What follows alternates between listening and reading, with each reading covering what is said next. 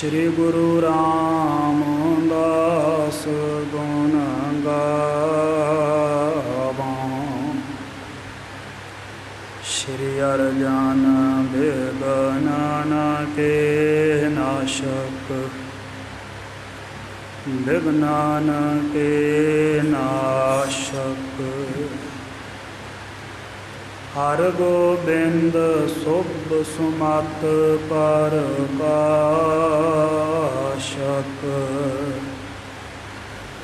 श्री हर राय नमो कर जोरी, नमो कर जोरी। गुर हर कृष्ण मनाए बहोरी। तेग बहादुर परम कृपाला, परम कृपाला। श्री गुरु गोबिंद सिंह विशाला।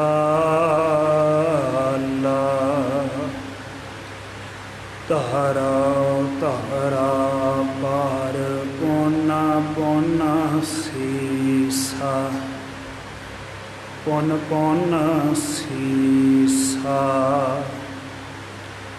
बंदो बार बार जगदीसा।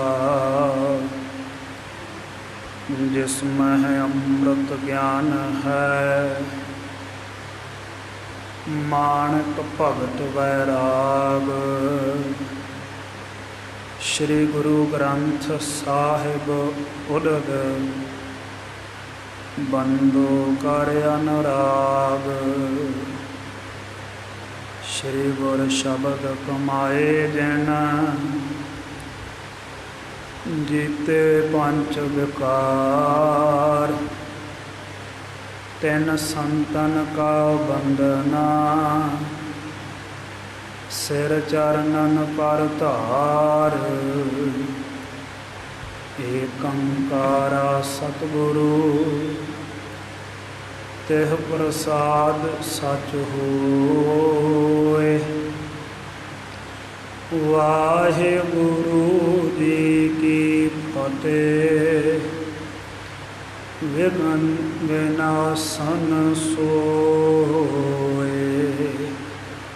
वाहिगुरु जी की फतेह, विघ्न विनाशन सोए। सतनाम श्री वाहिगुरु साहिब जी दोहरा। बेगल लाखो मारक सतगुरु पाए परमोद। फतेह दीन बड़ जंग की, फतेह पाशली कोद। बेगल लाखो मारक। चवर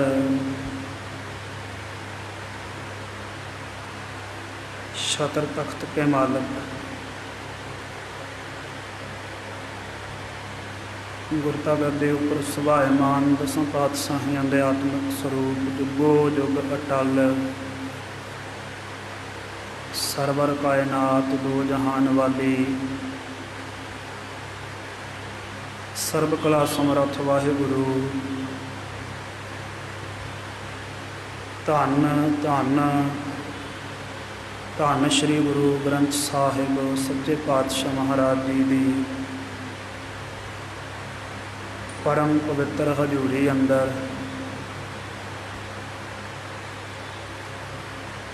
दल भंजन गुर सूरमा अंबट जोधा बहु करे उपकारी। मेरी पीरी दे मालिक सतगुरु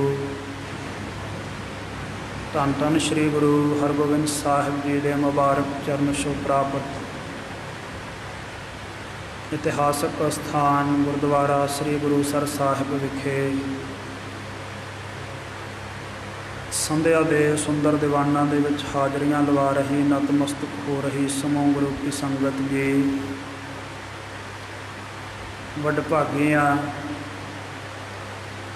ਜੋ ਇਸ ਸਮਾਂ ਸਤਿਗੁਰਾਂ ਦੇ ਹਜ਼ੂਰ ਕਰਕੇ ਹੋ ਰਿਹਾ ਹੈ। ਆਪ ਸੰਗਤਾਂ ਨੇ ਸਤਿਗੁਰਾਂ ਦੇ ਦਰਸ਼ਨ, ਗੁਰਬਾਣੀ ਦੇ ਰਸ ਭਿੰਨੇ ਸ਼ਬਦਾਂ ਦੇ ਕੀਰਤਨ, ਸੋਦਰ ਸ੍ਰੀ ਰਹਿਰਾਸ ਸਾਹਿਬ ਜੀ ਕੇ ਜਾਪ, ਸ਼੍ਰੀ ਮੁਖਵਾਕ ਸ਼ਰਵਣ ਕਰਕੇ ਲਾਭ ਖੱਟਿਆ। ਸਤਿਗੁਰਾਂ ਦੀ ਪਾਵਨ ਪਵਿੱਤਰ ਇਤਿਹਾਸ ਦੀ ਕਥਾ ਦਾ ਸਮਾਂ ਹੈ। ਆਓ ਪਾਵਨ ਪਵਿੱਤਰ ਇਤਿਹਾਸ ਦੀ ਕਥਾ ਦੀ ਵਿਚਾਰ ਆਰੰਭ ਕਰਨ ਤੋਂ ਪਹਿਲਾਂ ਗੁਰੂ ਬਖਸ਼ਿਸ਼ ਗੁਰਫਤਿਹ ਵਿੱਚ ਸਾਂਝ ਪਾਓ, ਰਸਨਾ ਸਫਲਾਓ, ਬੁਲਾਓ ਜੀ। ਵਾਹਿਗੁਰੂ ਜੀ ਕਾ ਖਾਲਸਾ, ਵਾਹਿਗੁਰੂ ਜੀ ਕੀ ਫਤਿਹ। ਅੱਗੇ ਕਥਾ ਆਰੰਭ ਕਰਨ ਤੋਂ ਪਹਿਲਾਂ ਕੱਲ੍ਹ ਵਾਲਾ ਪ੍ਰਸੰਗ ਸੰਖੇਪ ਮਾਤਰ ਦੁਹਰਾ ਲਈਏ ਤਾਂ ਕਿ ਲੜੀ ਜੁੜ ਜਾਵੇ। ਜਿਸ ਵਕਤ ਲਲਾ ਬੇਗ ਨੇ ਆਪਣੇ ਦੂਜੇ ਪੁੱਤਰ ਸ਼ਮਸ ਬੇਗ ਨੂੰ ਰਣ ਭੂਮੀ ਦੇ ਵਿੱਚ ਮਰਿਆ ਹੋਇਆ ਵੇਖਿਆ, ਇਸ ਦਾ ਧੜ ਬਿਨਾਂ ਸਿਰ ਤੋਂ ਘੋੜੇ ਦੇ ਉੱਪਰ ਲਟਕਦਾ ਹੈ। ਘੋੜਾ ਲੈ ਕੇ ਰਣ ਭੂਮੀ ਦੇ ਵਿੱਚ ਤਰਬਕਦਾ ਹੋਇਆ, ਡਰਦਾ ਹੋਇਆ ਇਸ ਦੇ ਧੜ ਨੂੰ ਘਸੀਟ ਰਿਹਾ ਹੈ। ਇਹ ਆਪਾ ਗਵਾ ਬੈਠਾ। ਪਹਿਲਾਂ ਬੜੇ ਦੁੱਖ ਵਿੱਚ ਡੁੱਬਿਆ, ਫਿਰ ਗੁਲ ਖਾਨ ਅਤੇ ਹੋਰ ਮਸਾਹਿਬ ਦੇ ਸਮਝਾਉਣ 'ਤੇ ਆਪਣੇ ਅਥਰੂ ਪੂੰਝ ਕੇ, ਹੰਝੂ ਪੂੰਝ ਕੇ ਹੱਥ ਵਿੱਚ ਸ਼੍ਰੀ ਸਾਹਿਬ ਪਕੜੀ, ਆਪਣੀ ਸਾਰੀ ਫੌਜ ਨੂੰ ਨਾਲ ਲਿਆ ਔਰ ਸਤਿਗੁਰਾਂ ਦਾ ਸਾਹਮਣਾ ਕਰਨ ਦੇ ਲਈ ਜੰਗ ਵਿੱਚ ਆਣ ਡਟਿਆ ਹੈ। ਇੱਧਰੋਂ ਜਦੋਂ ਸਤਿਗੁਰਾਂ ਨੇ ਵੇਖਿਆ ਵੀ ਲਲਾ ਬੇਗ ਆਪਣੀ ਰਹਿੰਦੀ ਫੌਜ ਦੀ ਅਗਵਾਈ ਕਰਦਾ ਆਪ ਆ ਰਿਹਾ ਹੈ, ਗਰੀਬ ਨਵਾਜ਼ ਸੱਚੇ ਪਾਤਸ਼ਾਹ ਵੀ ਇਸ ਦੇ ਸਾਹਮਣੇ ਰਣ ਦੇ ਵਿੱਚ ਆਣ ਖੜੇ ਹੋਏ। ਇਸ ਨੇ ਸਤਿਗੁਰਾਂ ਦੇ ਘੋੜੇ ਦੇ ਉੱਪਰ ਬੜੇ ਤਿੱਖੇ ਤੀਰਾਂ ਦੇ ਵਾਰ ਕੀਤੇ। ਸਤਿਗੁਰਾਂ ਨੇ ਇੱਕ ਹੀ ਤੀਰ ਦੇ ਨਾਲ ਇਸ ਦੇ ਘੋੜੇ ਨੂੰ ਜੰਗ ਦੇ ਵਿੱਚ ਮਾਰ ਦਿੱਤਾ। ਇਸ ਨੇ ਪੈਦਲ ਖਲੋ ਕੇ ਸਤਿਗੁਰਾਂ ਦੇ ਘੋੜੇ ਦੇ ਤਾਈਂ ਜੰਗ ਦੇ ਵਿੱਚ ਸ਼ਹੀਦ ਕਰ ਦਿੱਤਾ ਹੈ। ਪੈਦਲ ਹੀ ਸ਼੍ਰੀ ਸਾਹਿਬਾਂ ਦੇ ਨਾਲ ਲਲਾ ਬੇਗ ਦਾ ਅਤੇ ਸਤਿਗੁਰਾਂ ਦਾ ਜੰਗ ਦੇ ਵਿੱਚ ਮੁਕਾਬਲਾ ਆਰੰਭ ਹੋਇਆ। ਇਸ ਨੇ ਕਈ ਵਾਰ ਸਤਿਗੁਰਾਂ 'ਤੇ ਕੀਤੇ, ਪਰ ਸਤਿਗੁਰਾਂ ਨੇ ਆਪਣੇ ਸਰੀਰ ਨੂੰ ਬਚਾ ਲਿਆ ਹੈ। ਅਖੀਰ ਸਤਿਗੁਰਾਂ ਨੇ ਇੱਕ ਐਸਾ ਭਰਮਾ ਵਾਰ ਸ਼੍ਰੀ ਸਾਹਿਬ ਦਾ ਇਸ ਦੇ ਸਿਰ ਦੇ ਉੱਪਰ, ਇਸ ਦੇ ਗਰਦਨ ਦੇ ਉੱਪਰ ਕੀਤਾ। ਇਸ ਦੇ ਸਿਰ ਨੂੰ ਇਸ ਦੇ ਧੜ ਦੇ ਨਾਲੋਂ ਜੁਦਾ ਕਰਕੇ ਧਰਤੀ 'ਤੇ ਸੁੱਟ ਦਿੱਤਾ ਹੈ। ਇਸ ਤਰੀਕੇ ਦੇ ਨਾਲ ਜਦੋਂ ਲਲਾ ਬੇਗ ਦੀ ਮੌਤ ਹੋਈ, ਇਸ ਦਾ ਵੱਢਿਆ ਹੋਇਆ ਸਿਰ ਧਰਤੀ 'ਤੇ ਪਿਆ, ਇਸ ਦਾ ਮੂੰਹ ਖੁੱਲ੍ਹਾ ਹੈ, ਨੇਤਰ ਵੀ ਇਸ ਦੇ ਅੱਡੇ ਦੇ ਅੱਡੇ ਰਹਿ ਗਏ ਹਨ।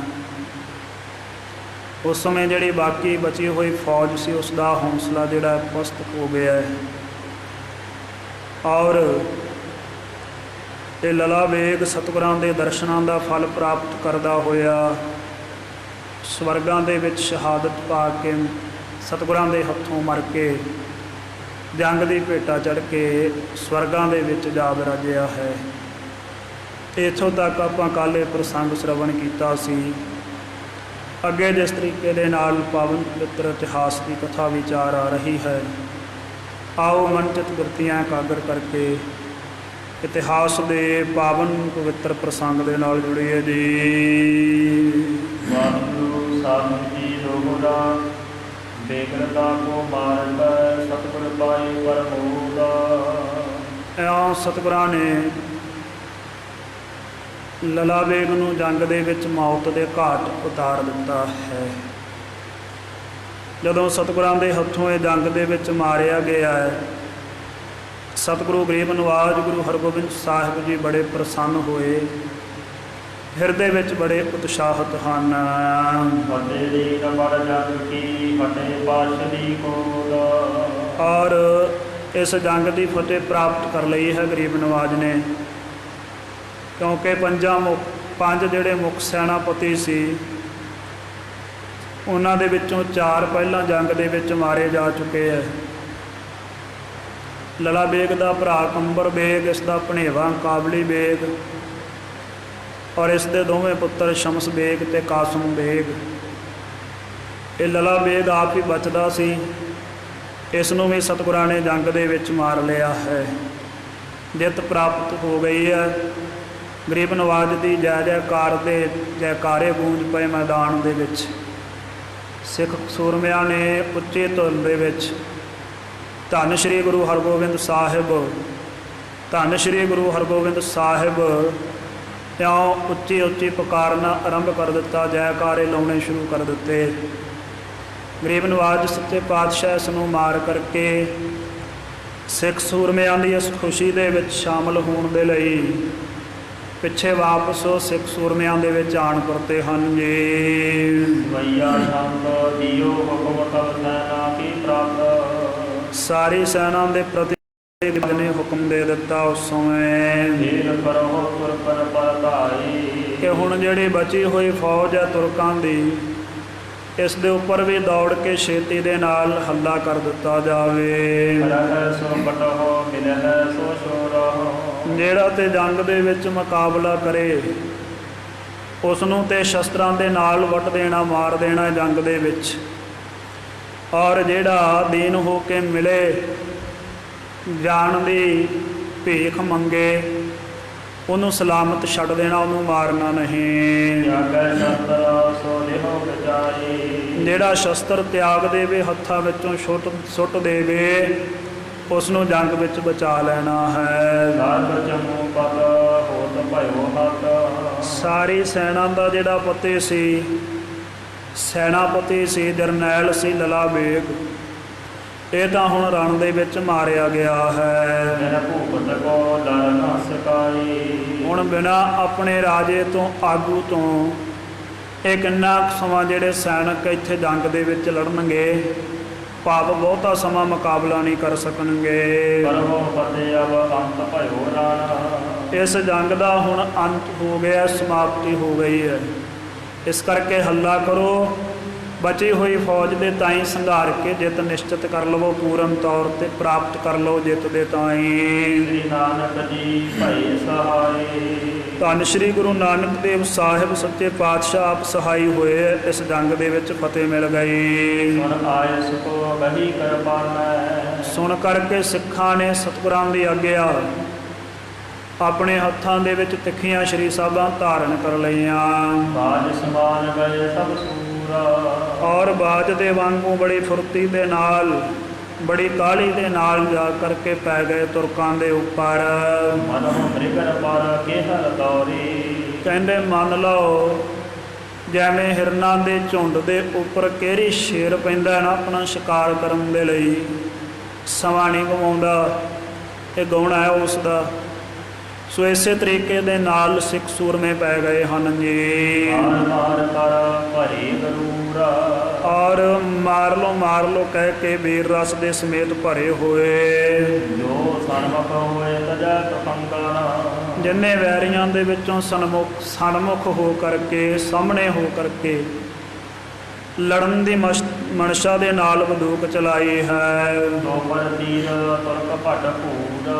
ਤੋਮਰ ਬਰਸ਼ੇ ਤੀਰ, ਬੰਦੂਕਾਂ ਇਤਿਆਦਿਕ ਸਿੱਖ ਸੂਰਮਿਆਂ ਨੇ ਵੀ ਤੁਰਕਾਂ ਦੇ ਉੱਪਰ ਭੱਟ ਭੂਰ ਜਿਹੜੇ ਸਮੂਹ ਤੁਰਕ ਸੂਰਮੇ ਸੀ, ਇਹਨਾਂ ਨੇ ਜਦੋਂ ਚਲਾਈਆਂ।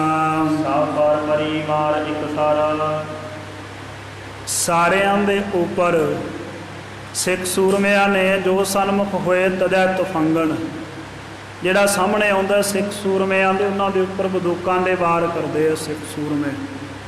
ਕਿਸੇ ਨੇ ਤੀਰ ਫੜਿਆ ਹੋਇਆ ਹੱਥ ਦੇ ਵਿੱਚ, ਕਿਸੇ ਨੇ ਵਰਸ਼ਾ ਫੜਿਆ ਹੋਇਆ। ਇਉਂ ਤੁਰਕਾਂ ਦੇ ਉੱਪਰ ਸਾਰੇ ਇੱਕ ਸਾਰ ਇੱਕੋ ਜਿਹੀ ਮਾਰ ਵਿੱਚ ਮਚਾ ਦਿੱਤੇ। ਇਹਨਾਂ ਦੇ ਧੜ ਸਿਰ ਜੁਦਾ ਕਰਕੇ, ਧੜ ਦੇ ਨਾਲੋਂ ਧੜਾਂ ਨੂੰ, ਸਿਰਾਂ ਨੂੰ ਵੱਖੋ ਵੱਖਰੇ ਕਰਕੇ ਮਿੱਟੀ ਦੇ ਵਿੱਚ ਮਿਲਾ ਦਿੱਤਾ ਹੈ। ਕਿਸੇ ਦਾ ਗਲ ਵੱਢਿਆ ਗਿਆ ਸ਼ਸਤਰ ਦੀ ਮਾਰ ਦੇ ਨਾਲ, ਕਿਸੇ ਦੀ ਬਾਂਹ ਵੱਢੀ ਗਈ ਹੈ। ਸਿਰ ਪਰ ਬਾਜੀ ਕਾਹੇ ਪਰਵਾਰ। ਔਰ ਕਿਸੇ ਦੇ ਸਿਰ ਦੇ ਵਿੱਚ ਉੱਪਰੋਂ ਸ਼੍ਰੀ ਸਾਹਿਬ ਦਾ ਵਾਰ ਹੋ ਗਿਆ। ਮੁਸਕਾ ਅਰੇ ਪਨ ਭਾਜ ਪਰੇ ਤਹਿ। ਕਿੰਨੇ ਕਿਤੇ ਉੱਥੋਂ ਜੰਗ ਛੱਡ ਕੇ ਭੱਜ ਗਏ। ਕੁਛ ਕੀ ਭਾਵ ਥੋੜ੍ਹੀ ਜਿਹੀ ਗਿਣਤੀ ਦੇ ਵਿੱਚ ਸੀ ਜਿਨ੍ਹਾਂ ਨੇ ਹੌਸਲਾ ਰੱਖ ਕੇ ਸਿੱਖਾਂ ਦਾ ਸਾਹਮਣਾ ਕੀਤਾ, ਮੁਕਾਬਲਾ ਕੀਤਾ। ਉਸਨੇ ਤਿਆਗ ਦੀਨ ਹਥਿਆਰ। ਕਿਸੇ ਨੇ ਭੱਜਣ ਦੀ ਬਜਾਏ ਜੰਗ ਦੇ ਵਿੱਚ ਸਿੱਖ ਸੂਰਮਿਆਂ ਦੇ ਸਾਹਮਣੇ ਹਥਿਆਰ ਹੀ ਸੁੱਟ ਦਿੱਤੇ, ਆਤਮ ਸਮਰਪਣ ਕਰ ਦਿੱਤਾ ਹੈ। ਕਰ ਜੋਰਤ ਖਰੋ ਨਹੋਰਤ। ਕੋਈ ਦੋਵੇਂ ਹੱਥ ਜੋੜ ਕਰਕੇ ਖੜਾ ਹੋਇਆ ਵੇਖਦਾ ਹੈ ਸਿੱਖ ਸੂਰਮਿਆਂ ਦੇ ਦੁਆਰਾ ਮਚਾਈ ਹੋਈ ਮਾਰ ਦੇ ਤਾਈਂ। ਗੁਰੂ ਦੁਹਾਈ ਕਾਹੇ ਉਚਾਰ। ਔਰ ਸਾਰੇ ਇਹ ਜਿਹੜੇ ਖਲੋਤੇ ਹੋਏ ਆ ਕਾਇਰ ਹੋ ਕੇ ਸ਼ਸਤਰ ਤਿਆਗ ਕੇ ਸਤਿਗੁਰਾਂ ਦੇ ਨਾਮ ਦੀ ਦੁਹਾਈ ਦਿੰਦੇ ਆ ਕਿ ਗੁਰੂ ਹਰਗੋਬਿੰਦ ਸਾਹਿਬ ਦਾ ਵਾਸਤਾ ਸਿੱਖੋ ਤੁਹਾਨੂੰ, ਸਾਨੂੰ ਜਾਨ ਤੋਂ ਨਾ ਮਾਰੋ, ਸਾਡੇ ਪ੍ਰਾਣ ਬਖਸ਼ ਦਿਓ। ਇਉਂ ਦਹਾਈਆਂ ਦਿੰਦੇ ਆ ਸਿੱਖ ਸੂਰਮਿਆਂ ਦੇ ਸਾਹਮਣੇ।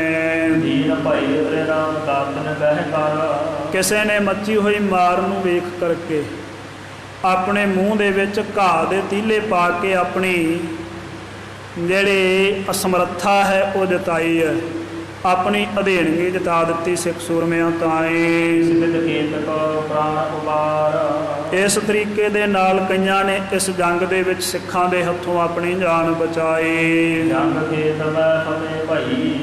ਇਉਂ ਗਰੀਬ ਨਵਾਜ ਸਤਿਗੁਰੂ ਸੱਚੇ ਪਾਤਸ਼ਾਹ ਮਹਾਰਾਜ ਜੀ ਦੀ ਰਣ ਭੂਮੀ ਦੇ ਵਿੱਚ ਜਿੱਤ ਹੋਈ ਹੈ। ਔਰ ਜਬ ਹੈ ਦੁਹਾਈ ਤੁਰਕ ਪ੍ਰਕਾਰ। ਜਬ ਹੈ ਦੁਹਾਈ ਤੁਰਕ ਪ੍ਰਹਾਰ। ਜਦੋਂ ਮਾਰਿਆ ਤੁਰਕਾਂ ਦੇ ਤਾਈਂ ਸਿੱਖ ਸੂਰਮਿਆਂ ਨੇ ਔਰ ਇਹਨਾਂ ਨੇ ਗੁਰੂ ਸਾਹਿਬ ਜੀ ਦੇ ਨਾਮ ਦੀ ਦੁਹਾਈ ਦਿੱਤੀ। ਵਿਧੀ ਚੰਦ ਕੋ ਸ੍ਰੀ ਹਰਗੋਬਿੰਦ ਪਟਿਓ। ਉਸ ਸਮੇਂ ਇਹਨਾਂ ਦੀ ਪੁਕਾਰ ਸੁਣ ਕੇ ਗੁਰੂ ਹਰਗੋਬਿੰਦ ਸਾਹਿਬ ਸੱਚੇ ਪਾਤਸ਼ਾਹ ਨੇ ਬਾਬਾ ਵਿਧੀ ਚੰਦ ਸਾਹਿਬ ਤਾਈਂ ਭੇਜਿਆ ਹੈ। ਦੀਨ ਤੇ ਨਲੇ ਹੋ ਉਬਾਰ। ਗਰੀਬ ਨਵਾਜ ਨੇ ਹੁਕਮ ਕੀਤਾ ਜਿਹੜੇ ਦੀਨ ਹੋਏ ਆ ਜੰਗ ਦੇ ਵਿੱਚ, ਜਿਨ੍ਹਾਂ ਨੇ ਸ਼ਸਤਰ ਤਿਆਗ ਦਿੱਤੇ ਹੈ, ਜਿਹੜੇ ਮਿੰਨਤਾਂ ਕਰਦੇ ਆ ਜਾਨ ਦੀ ਬਚਾਉਣ ਦੇ ਲਈ, ਉਹਨਾਂ ਦੇ ਤਾਈਂ ਜਾ ਕਰਕੇ ਤੂੰ ਸਿੱਖ ਸੂਰਮਿਆਂ ਦੇ ਪਾਸੋਂ ਬਚਾ ਲੈ। ਭਇਓ ਤਰੰਗ ਤਬਾਹਤ ਦੇਖੀ। ਗਿਆ ਹੈ ਆਪਣੇ ਘੋੜੇ ਨੂੰ ਦੜਾਉਂਦਿਆਂ ਹੋਇਆਂ ਬਾਬਾ ਵਿਧੀ ਚੰਦ ਸਾਹਿਬ ਸੂਰਮਾ। ਵਰਜੇ ਭਟ ਰਹਿ ਕੀਜਹਿ ਮਾਰ। ਵੇਖ ਕਰਕੇ ਆਪਣੇ ਸੂਰਮਿਆਂ ਨੂੰ ਵਰਜਿਆ ਕਿ ਜਿਨ੍ਹਾਂ ਨੇ ਸ਼ਸਤਰ ਤਿਆਗ ਦਿੱਤੇ ਆ ਉਹਨਾਂ ਦੇ ਉੱਪਰ ਹੁਣ ਵਾਰ ਨਹੀਂ ਕਰਨਾ, ਉਹਨਾਂ ਦੀ ਜਾਨ ਬਖਸ਼ ਦਿੱਤੀ ਜਾਵੇ। ਸਰਬ ਚਮੂ ਕੋ ਇਕੱਠੀ ਕਰਕੇ ਹਟਿਓ। ਸਾਰੀ ਫੌਜ ਨੂੰ ਇਕੱਠੀ ਕਰ ਲਿਆ ਸਤਿਗੁਰਾਂ ਦੇ ਹੁਕਮ ਦੇ ਅਨੁਸਾਰ ਔਰ ਵਾਪਸ ਪਰਤ ਆਇਆ ਹੈ ਨਾਲ ਲੈ ਕਰਕੇ।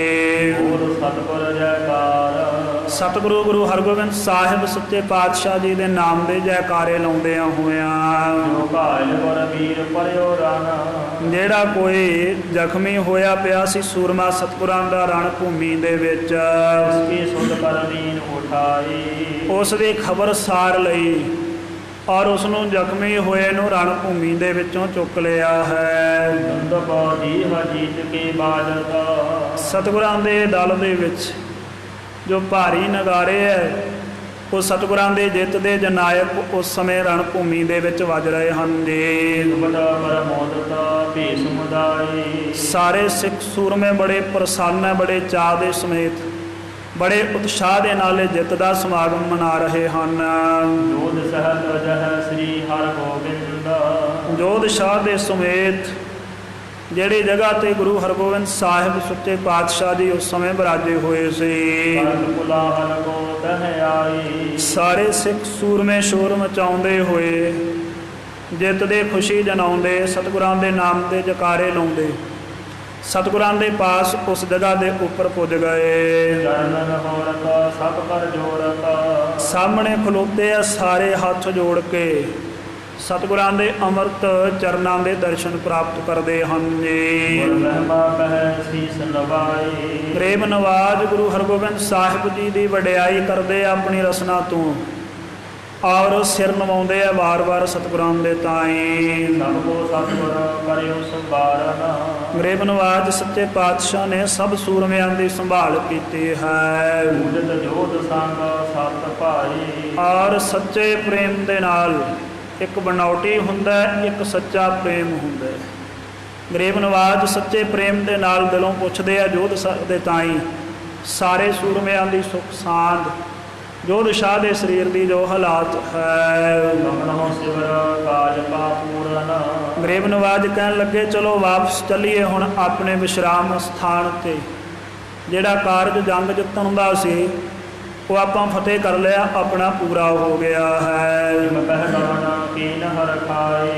ਇਸ ਤਰੀਕੇ ਨਾਲ ਬਚਨ ਕਰਕੇ ਗਰੀਬ ਨਵਾਜ ਸੱਚੇ ਪਾਤਸ਼ਾਹ ਪ੍ਰਸੰਨਤਾ ਸਮੇਤ ਵਾਪਸ ਪਰਤ ਪਏ ਹਨ ਜੀ। ਆਪਣੇ ਵਿਸ਼ਰਾਮ ਥਾਨ ਤੇ ਆ ਕਰਕੇ ਗਰੀਬ ਨਵਾਜ ਸੱਚੇ ਪਾਤਸ਼ਾਹ ਨੇ ਉਤਾਰਾ ਕੀਤਾ ਔਰ ਆਪਣੇ ਸਾਰੇ ਯੋਧਿਆਂ ਦੀ ਸੂਰਮਿਆਂ ਦੀ ਗਿਣਤੀ ਕਰਵਾਈ। ਸਾਰੇ ਸੈਨਾਪਤੀ ਜਿਹੜੇ ਜਿਹੜੇ ਦਲ ਦੇ ਜਿਹੜੇ ਬਣਾਏ ਹੋਏ ਸੀ ਸਭ ਨੂੰ ਪੁੱਛਿਆ ਹੈ ਕਿ ਕਿੰਨੇ ਆਪਣੇ ਸੂਰਮੇ ਜਿਹੜੇ ਪੱਖ ਦੇ ਉਹ ਰਣ ਭੂਮੀ ਦੇ ਵਿੱਚ ਰਹਿ ਗਏ ਆ, ਭਾਵ ਸ਼ਹਾਦਤ ਪ੍ਰਾਪਤ ਕਰ ਗਏ ਹਨ। ਗਿਣ ਕਰਕੇ ਜ਼ਿੰਮੇਵਾਰ ਸਿੱਖਾਂ ਨੇ ਸਾਰੇ ਮ੍ਰਿਤਕ ਸਰੀਰਾਂ ਦੇ ਤਾਈਂ ਸਤਿਗੁਰਾਂ ਦੇ ਤਾਈਂ ਆ ਕਰਕੇ ਖਬਰ ਦਿੱਤੀ ਕਿ ਹੇ ਗਰੀਬ ਨਵਾਜ ਸੱਚੇ ਪਾਤਸ਼ਾਹ ਤੁਹਾਡੇ ਵਾਲੇ ਪੱਖ ਦੇ ਜਿਹੜੇ ਸਿੱਖ ਸੂਰਮੇ ਹਨ ਜੀ,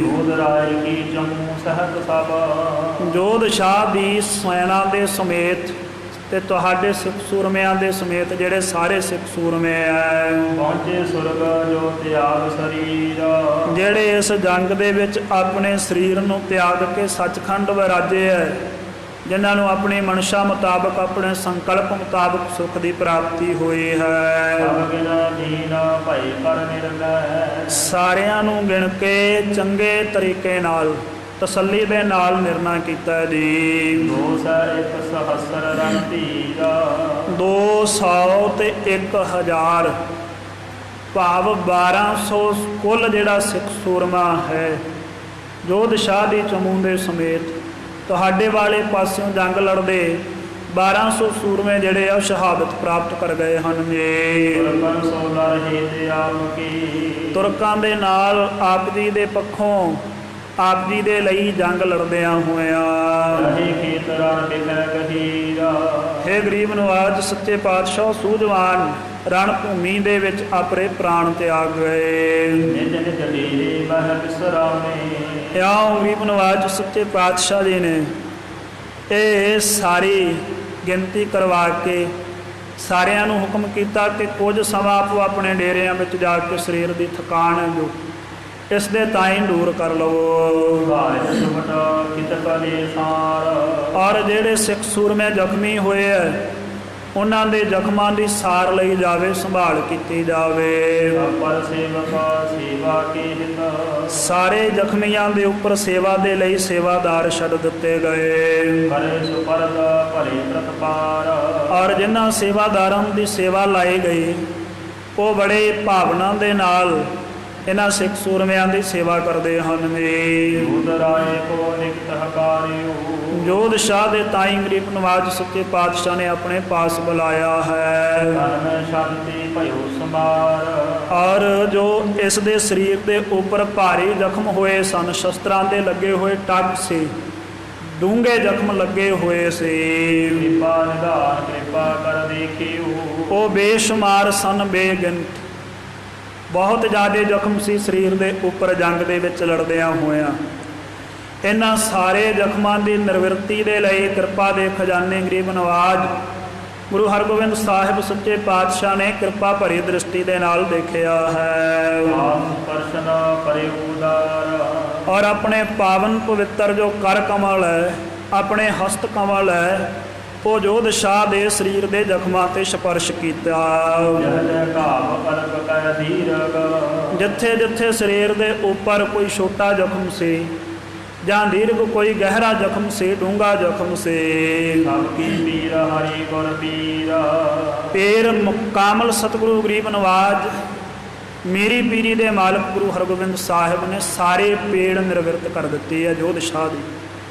ਆਪਣੇ ਕਰ ਕਮਲ ਸੁਹਾ ਕੇ ਔਰ ਆਪਣੀ ਮਿਹਰ ਭਰੀ ਦ੍ਰਿਸ਼ਟੀ ਦੇ ਨਾਲ ਤੱਕ ਕੇ ਮੇਰਾ ਵੈਦ ਗੁਰੂ ਗੋਬਿੰਦਾ ਹਰ ਹਰ ਨਾਮ ਔਖਦ ਮੁਖ ਦੇਵੈ ਕਾਟੈ ਜਮ ਕੀ ਫੰਡਾ। ਗਰੀਬ ਨਵਾਜ ਗੁਰੂ ਉਹ ਵੀ ਦੁੱਖ ਕੱਟਣ ਦੇ ਯੋਗ ਹੈ ਜਿਹੜਾ ਦੁੱਖ ਕਿਸੇ ਵੈਦ ਦੀ ਸਮਝ ਨਹੀਂ ਆਉਂਦਾ। ਕਈ ਰੋਗ ਉਹ ਹੁੰਦੇ ਆ ਜਿਹੜੇ ਦਿਸਦੇ ਆ, ਜਿਹੜੇ ਪਰਖ ਵਿੱਚ ਆ ਜਾਂਦੇ ਆ। ਕਈ ਰੋਗ ਐਸੇ ਹੁੰਦੇ ਆ ਜਿਹੜੇ ਡਾਕਟਰਾਂ ਦੀ ਸਮਝ ਹੀ ਨਹੀਂ ਆਉਂਦੇ। ਸੋ ਇਸ ਕਰਕੇ ਤਰਕਣੀ ਕਰਨੀ ਚਾਹੀਦੀ ਕਿ ਇਉਂ ਹੋ ਸਕਦਾ, ਇਹ ਗੁਰੂ ਦੀ ਮਿਹਰ ਹੈ, ਗੁਰੂ ਦਾ ਕੌਤਕ ਹੈ, ਗੁਰੂ ਦੀ ਮਰਜ਼ੀ ਹੈ। ਗੁਰੂ ਤੇ ਜੇ ਚਾਹਵੇ ਤੇ ਸਿਰ ਵੱਢ ਕੇ ਦੋਹਰੇ ਜੋੜ ਦਿੰਦਾ ਹੈ। ਫਿਰ ਜ਼ਖਮਾਂ ਨੂੰ ਭਰਨਾ ਕਿਹੜੀ ਵੱਡੀ ਗੱਲ ਹੋਈ। ਗੁਰੂ ਕਾ ਤੇ ਜੇ ਸਿੱਖ ਚਾਹਵੇ ਤੇ ਆਪਣੇ ਲੱਥੇ ਹੋਏ ਸਿਰ ਨੂੰ ਧੜ ਤੋਂ ਜੁਦਾ ਪਏ ਨੂੰ ਆਪਣੇ ਖੱਬੇ ਹੱਥ ਦੀ ਤਲੀ ਤੇ ਟਿਕਾ ਲੈਂਦਾ ਹੈ। ਸੋ ਗੁਰੂ ਕੇ ਸਿੱਖ ਨੂੰ ਨਹੀਂ ਪੀੜ ਵਿਆਪਦੀ। ਸਮਾਂ ਮਨ ਰੂਹ ਦੇ ਵਿੱਚ ਲਪੇਟ ਕੇ ਜੇ ਸਾੜ ਕੇ ਸ਼ਹੀਦ ਕੀਤਾ ਜਾਵੇ, ਆਰਾ ਫੇਰ ਕੇ ਸ਼ਹਾਦਤ ਸਿੱਖ ਪ੍ਰਾਪਤ ਕਰ ਲੈਂਦਾ, ਪੀੜ ਨਹੀਂ ਮੰਨਦਾ। ਸੋ ਇਹ ਗੁਰੂ ਦੀ ਖੁਸ਼ੀ ਹੈ, ਮਿਹਰ ਹੈ, ਗੁਰੂ ਦੀ ਮਰਜ਼ੀ ਹੈ। ਪਰ ਇਹ ਸਾਰਿਆਂ 'ਤੇ ਨਹੀਂ ਹੋ ਸਕਦੀ। ਜਿਨ੍ਹਾਂ ਨੇ ਗੁਰੂ ਸਾਹਿਬ ਜੀ ਦੀ ਪ੍ਰਸੰਨਤਾ ਪ੍ਰਾਪਤ ਕੀਤੀ ਹੈ, ਜਿਨ੍ਹਾਂ ਨੂੰ ਗੁਰੂ ਸਾਹਿਬ ਜੀ 'ਤੇ ਵਿਸ਼ਵਾਸ ਹੈ, ਭਰੋਸਾ ਹੈ, ਯਕੀਨ ਹੈ, ਜਿਨ੍ਹਾਂ ਨੇ ਕਮਾਈ ਕਰਕੇ ਜਿਹੜੇ ਮਕਬੂਲ ਹੋਏ ਆ ਗੁਰੂ ਦੀ ਦਰਗਾਹ ਦੇ ਉੱਪਰ, ਇਹ ਮਿਹਰ ਉਹਨਾਂ 'ਤੇ ਹੁੰਦੀ ਹੈ। ਜੇ ਤੇਰੇ ਮੇਰੇ ਵਰਗਾ ਉੱਠ ਕੇ ਕੋਈ ਕਵੇ ਆਪਣੇ ਵਰਗਾ ਵੀ ਮੈਨੂੰ ਵੀ ਇਹ ਗੁਰੂ ਸਾਹਿਬ ਚਮਤਕਾਰ ਕਰਕੇ ਦਿਖਾਉਣ ਤਾਂ ਮੈਂ ਗੁਰੂ ਨੂੰ ਮੰਨਾਂ, ਐਸੇ ਸਿੱਖ ਦੀ ਗੁਰੂ ਨੂੰ ਜ਼ਰੂਰਤ ਨਹੀਂ ਹੈ। ਇਉਂ ਤੇ ਫਿਰ ਔਰੰਗਜ਼ੇਬ ਵੀ ਕਹਿੰਦਾ ਹੀ ਸੀ ਕਿ ਗੁਰੂ ਸਾਹਿਬ ਜੀ ਕੌਤਕ ਦਿਖਾਓ, ਤੁਹਾਨੂੰ ਦੁਨੀਆ ਗੁਰੂ ਮੰਨਦੀ ਹੈ, ਕੌਤਕ ਦਿਖਾ ਦਿਓ ਤੇ ਜਾਓ। ਪਰ ਗਰੀਬ ਨਵਾਜ਼ ਸੱਚੇ ਪਾਤਸ਼ਾਹ ਨੇ ਕਿਹਾ ਇਉਂ ਨਹੀਂ। ਇਹ ਬਰਕਤ ਹੈ, ਇਹ ਮਿਹਰ ਹੈ, ਇਹ ਕੌਤਕ ਜਿਹੜੇ ਮਿਹਰ ਪ੍ਰਾਪਤ ਕਰਦੇ ਆ, ਜਿਨ੍ਹਾਂ ਦੇ ਜੀਵਨ ਦੇ ਵਿੱਚ ਬਰਕਤ ਹੁੰਦੀ ਹੈ, ਇਹ ਚਮਤਕਾਰ ਉਹਨਾਂ ਦੇ ਜੀਵਨ ਦੇ ਵਿੱਚ ਵਾਪਰਦੇ ਆ। ਨਾ ਕਿ ਵਿਰੋਧੀਆਂ ਦੇ, ਨਾ ਕਿ ਧਰੋਹੀਆਂ ਦੇ, ਨਾ ਕਿ ਸੰਸਾਰਕ ਬਿਰਤੀ ਵਾਲਿਆਂ ਦੇ, ਵਿਵਹਾਰਕ ਬਿਰਤੀ ਵਾਲਿਆਂ ਦੇ। ਵਰਤਦੇ ਆ ਕੌਤਕ ਚਮਤਕਾਰ, ਬਰਕਤ ਵਰਤਦੀ ਹੈ, ਸ਼ਕਤੀ ਵਰਤਦੀ ਹੈ ਪ੍ਰਤੱਖ। ਪਰ ਜਿਨ੍ਹਾਂ ਦੀ ਬਿਰਤੀ ਵਿਵਹਾਰ ਤੇ ਸੰਸਾਰ ਦੇ ਵਿੱਚੋਂ ਬਾਹਰ ਨਿਕਲ ਕੇ ਨਿਰੰਕਾਰ ਦੇ ਵਿੱਚ ਪ੍ਰਵੇਸ਼ ਕਰਦੀ ਹੈ, ਜਿਨ੍ਹਾਂ ਦੀ ਬਿਰਤੀ ਬ੍ਰਹਮਾਕਾਰ ਹੁੰਦੀ ਹੈ, ਉਹਨਾਂ ਦੇ ਜੀਵਨ ਦੇ ਵਿੱਚ ਕੌਤਕ ਵਰਤਦੇ ਆ ਸਾਧ ਸੰਗਤ। ਉਹਨਾਂ ਦੇ ਜੀਵਨ ਦੇ ਵਿੱਚ ਚਮਤਕਾਰ ਵਰਤਦੇ। ਇਸ ਕਰਕੇ ਜੋਧ ਸ਼ਾਹ ਨੇ ਬਰਕਤ ਪ੍ਰਾਪਤ ਕੀਤੀ ਹੈ, ਸਤਿਗੁਰਾਂ ਦੀ ਖੁਸ਼ੀ ਪ੍ਰਾਪਤ ਕੀਤੀ ਹੈ, ਸਤਿਗੁਰੂ ਦੀ ਪ੍ਰਸੰਨਤਾ ਪ੍ਰਾਪਤ ਕੀਤੀ ਹੈ। ਇਸ ਕਰਕੇ ਵਾਪਰਿਆ ਚਮਤਕਾਰ। ਸੋ ਗਰੀਬ ਨਵਾਜ਼ ਨੇ ਮਿਹਰ ਭਰੀ ਦ੍ਰਿਸ਼ਟੀ ਦੇ ਨਾਲ ਤੱਕਿਆ, ਆਪਣੇ ਕਰ ਕਮਲ ਇਸ ਦੇ ਜ਼ਖਮਾਂ 'ਤੇ ਸੁਹਾਏ।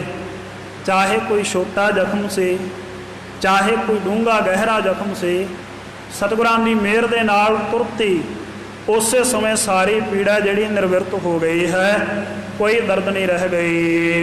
ਵਿਧੀ ਚੰਦ ਅਰ ਜਾਤੀ ਮਲਕ ਜੋ, ਬਾਬਾ ਵਿਧੀ ਚੰਦ ਸਾਹਿਬ ਔਰ ਜੋ ਜਾਤੀ ਮਲਕ ਸੂਰਮਾ ਸੀ, ਸੰਬਰ ਦ੍ਰਿਸ਼ਟ ਦਾਰ ਸੁਖ ਧੀਰ। ਇਸੇ ਤਰੀਕੇ ਦੇ ਨਾਲ ਸਾਰਿਆਂ ਦੇ ਉੱਪਰ ਮਿਹਰ ਦੀ ਦ੍ਰਿਸ਼ਟੀ ਪਾ ਕੇ ਕਰ ਕਮਲ ਸੁਹਾ ਕੇ ਸਭ ਦੀ ਪੀੜਾ ਹਰੇ, ਸਭ ਨੂੰ ਸੁਖ ਦਿੱਤਾ, ਧੀਰਜ ਦਿੱਤੀ।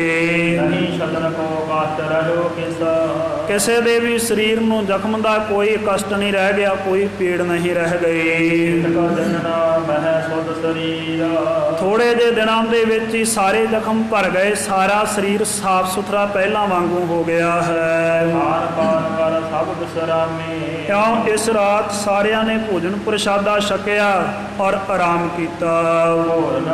ਜੀ ਕਰ ਬਿਨ ਨੀਰਾ, ਭੁੱਖੇ ਤਿਹਾਏ ਘੋੜਿਆਂ ਦੇ ਤਾਈਂ ਘਾਹ ਪੱਠਾ ਔਰ ਜਲ ਦੀ ਵਿਵਸਥਾ ਕੀਤੀ। ਸ਼ਸਤਰਦਾਰ ਕਰ ਮਾਰੇ ਆਈ, ਜਿਹੜੇ ਸ਼ਸਤਰ ਸਿੱਟ ਕਰਕੇ ਜੰਗ ਦੇ ਵਿੱਚੋਂ ਬੇਮੁਖ ਹੋ ਕੇ ਤੁਰਕ ਆਏ ਸੀ, ਜਲ ਤਲਾਉ ਤੇ ਪਾਨ ਕਰੰਤ, ਉਹਨਾਂ ਦੇ ਤਾਈਂ ਢਾਬ ਦੇ ਉੱਤੋਂ ਪਾਣੀ ਪੀਣ ਦੀ ਆਗਿਆ ਹੋਈ। ਹਸਨੇ ਖਾਨ ਦੂਤ ਸੋ ਮਿਲ ਕਰ, ਫਿਰ ਇਹਨਾਂ ਨੇ ਹਸਨ ਖਾਨ ਦੂਤ ਦੇ ਨਾਲ ਮਿਲਾਪ ਕੀਤਾ ਹੈ।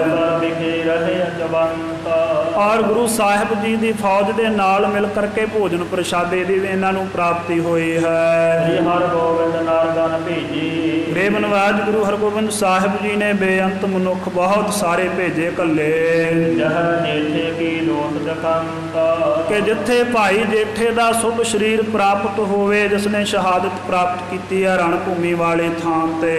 ਤੇ ਯਾਦ ਅਪਰ ਸਿੱਖ ਜੋਧਾ। ਇਹਦੇ ਤੋਂ ਇਲਾਵਾ ਹੋਰ ਵੀ ਜਿਹੜੇ ਸਿੱਖ ਸੂਰਮੇ ਹਨ ਜੀ, ਬੜੇ ਪਰੇ ਲੜਕਾ ਬਲਵੰਤਾ।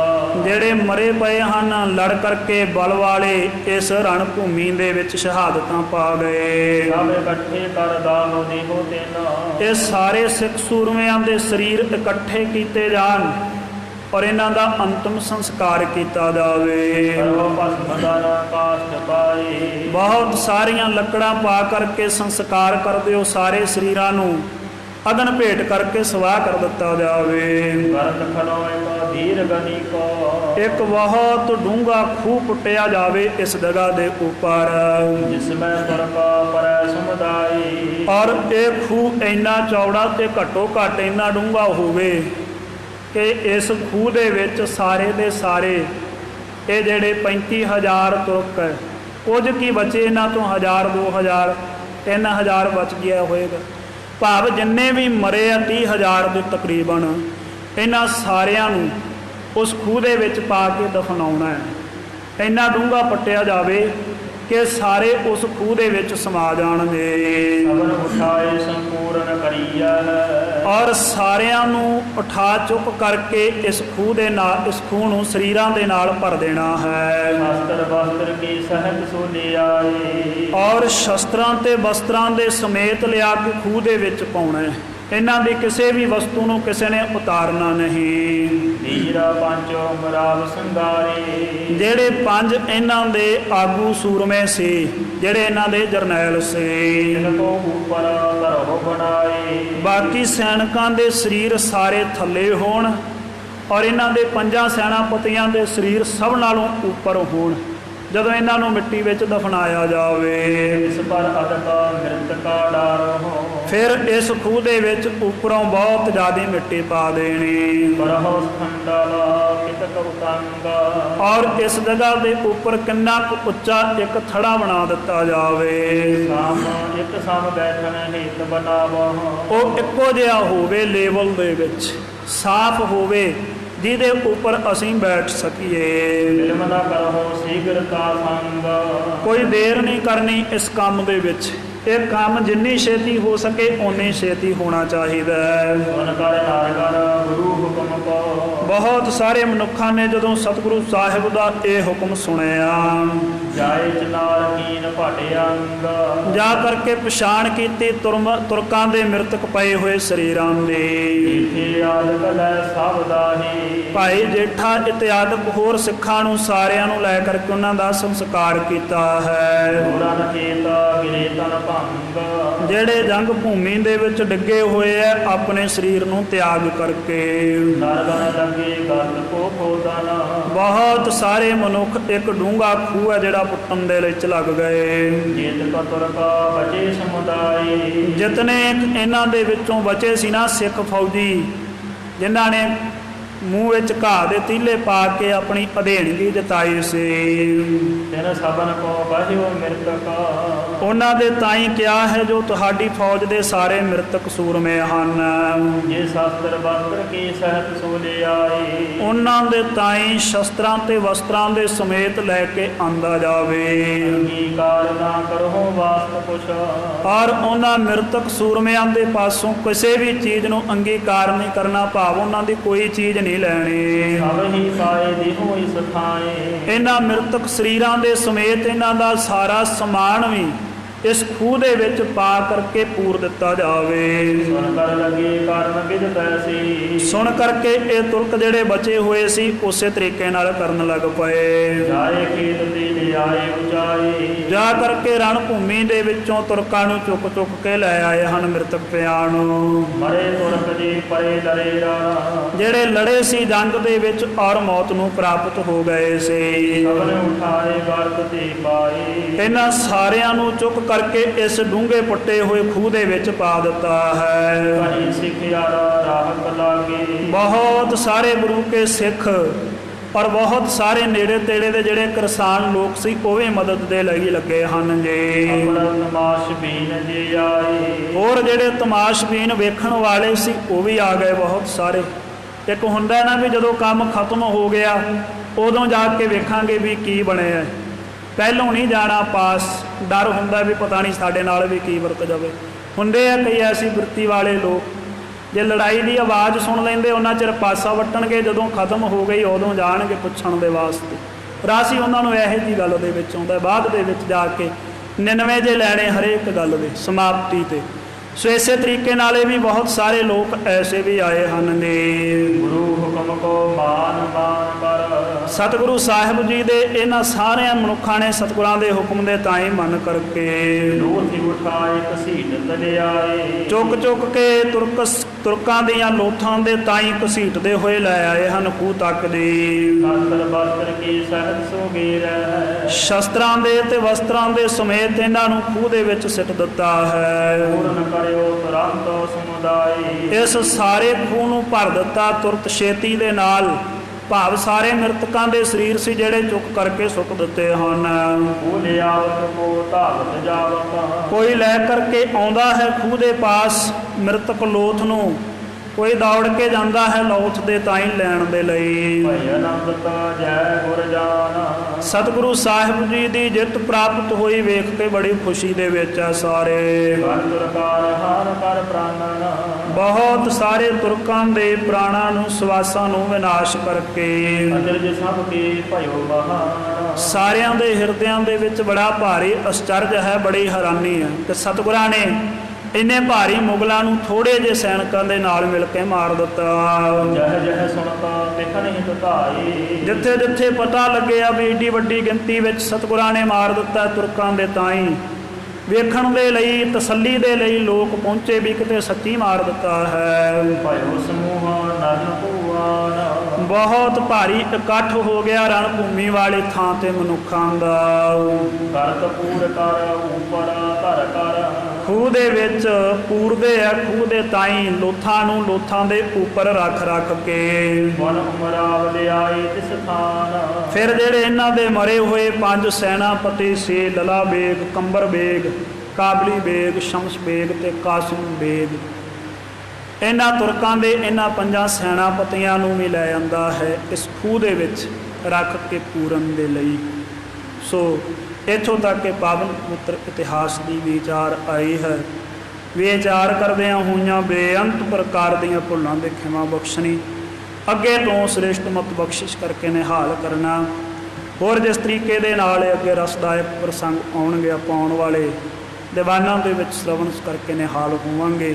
ਸਮਾਪਤੀ ਹੈ ਜੀ। ਜੈ ਜੈ ਸੁਣਤਾ ਤਿਖ ਨਹੀਂ ਧਾਈ। ਭਇਓ ਸਮੂਹ ਨਰਨ ਭੂਆਨ। ਕਰਤ ਪੂਰ ਕਰ ਉਪਰ ਧਰ ਕਰ। ਪੁਨ ਉਮਰਾਵ ਲਿਆਈ ਤਿਸ ਥਾਨ। ਵਾਹਿਗੁਰੂ ਜੀ ਕਾ ਖਾਲਸਾ, ਵਾਹਿਗੁਰੂ ਜੀ ਕੀ